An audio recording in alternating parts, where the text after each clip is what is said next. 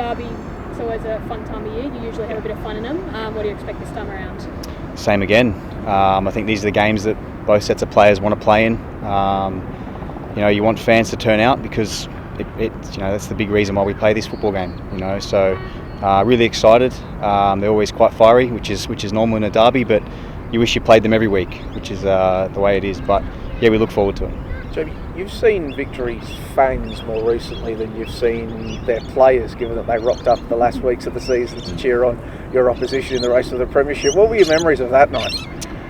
Just the warm-up, just seeing some Wellington fans and then seeing the white V and just going, okay, so we're up against it. But look, end of the day, they're a passionate group and they love their team and they hate us. So it's down to us on Saturday to put in performance. But it's great because one thing I will say about Victory is they want to win games, and there's nothing worse than playing against teams that want to play 6, 7 players behind the ball and just play for the draw or try not to lose. So Victory want to win, we want to win, and that's what makes it such a great spectacle.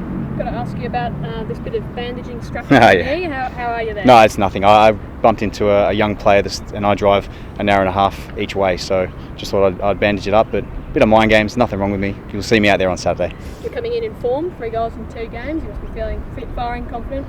Yeah, pretty good. I always, like I said, I had a bit of a laugh. I don't really score on round 1, but I did this time, and I always pride myself on getting myself in the right positions and scoring goals, and they've been falling for me. So all you can do is put yourself in the right position, work hard, and I know the boys will put it in the right areas. Has Andy had anything to say about your first goal against Brisbane? Yeah, look, to be honest, it was a tough little conversation after the game. I put my arm around him and said, look, just have to let you know, the last touch was off me. I don't know what VAR is going to do, but because at first I thought I might have been offside because I was in the firing line, but I got the heel onto it, and either way, Andy's he wants to win games, and either way he's got the assist, so he'll be happy with that. But 3 points was the most important thing, and for myself, I'll take every single goal I can get.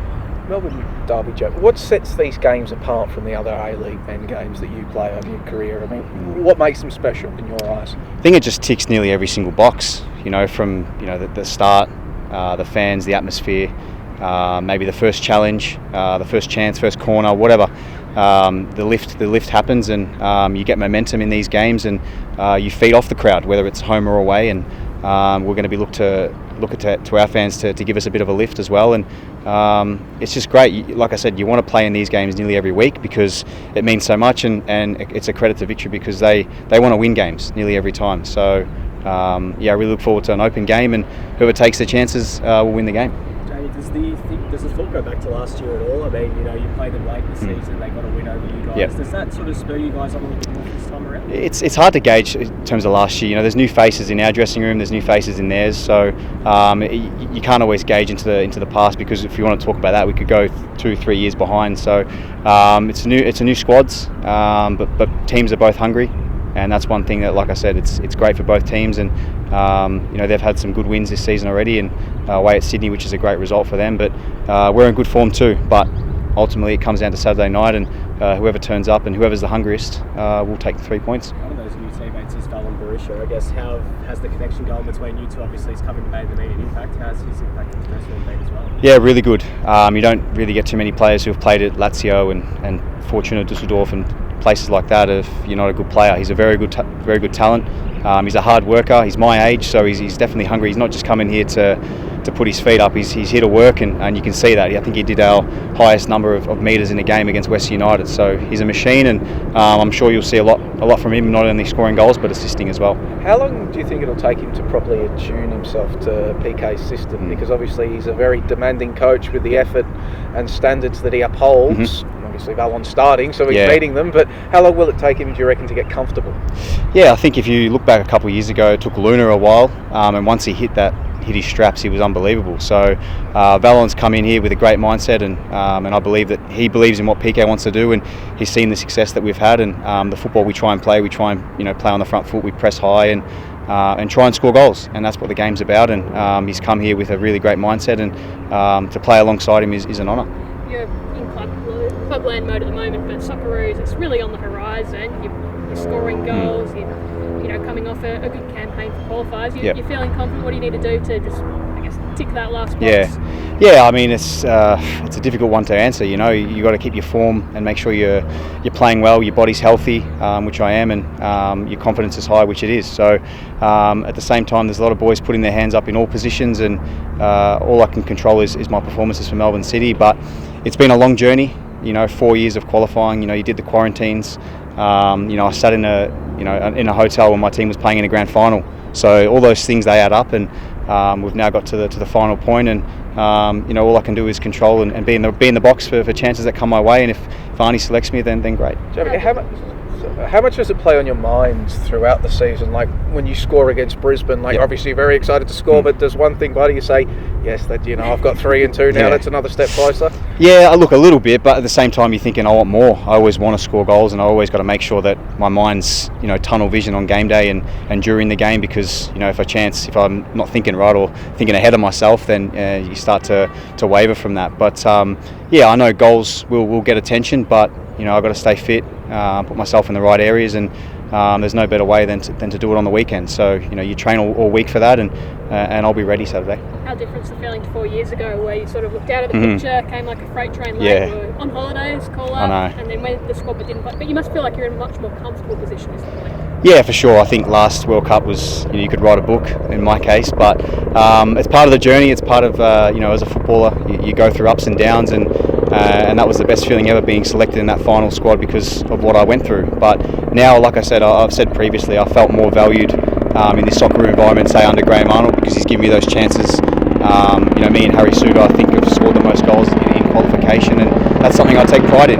Not every game I'm going to start, I understand that, but when I do play, I need to make an impact.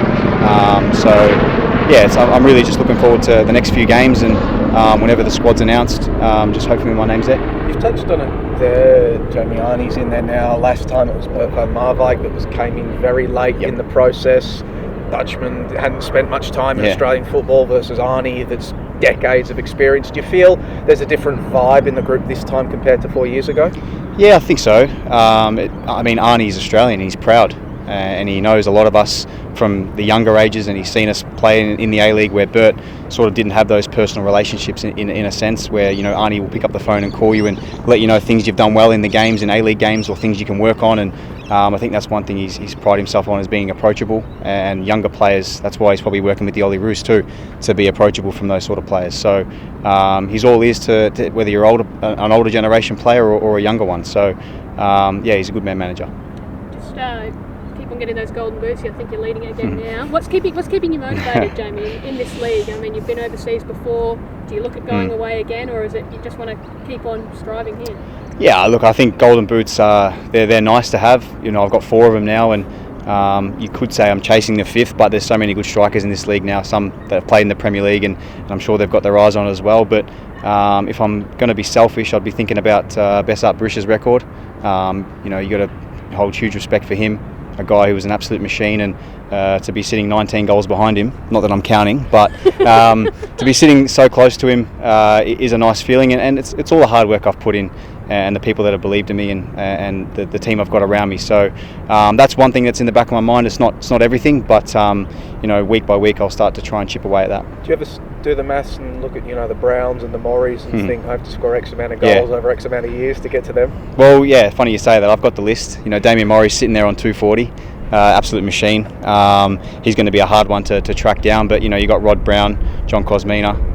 I think I'm sitting level with Bobby Despotovsky now, and these names are huge in Australian football, and to even think that my name's anywhere near them is an honour, and all I can do is work hard, put the head down, and make sure I keep it in the back of the net. Do you see yourself sticking in Melbourne for the rest of your career? Is that the vibe? Oh, look, I've got this year and next year on my contract contractually, but who knows what's happened. I'm happy here. We're very settled. This is my home, so I don't see myself going anywhere anytime soon. Just expect a sell-out crowd, City to sell out their reservation this week? Yeah, I think so. I believe so. It'll be great to have our support, and But at the same time, it'll be great for Victory fans to turn out. We want the atmosphere. It'll only be better for the spectacle. And like I said before, it's a credit to the way Victory play. And like ourselves, we want to win games. And it's important for fans who flick on the TV, if they're a neutral, to want to watch our football. And that's something that we need to grow within this game and within this country.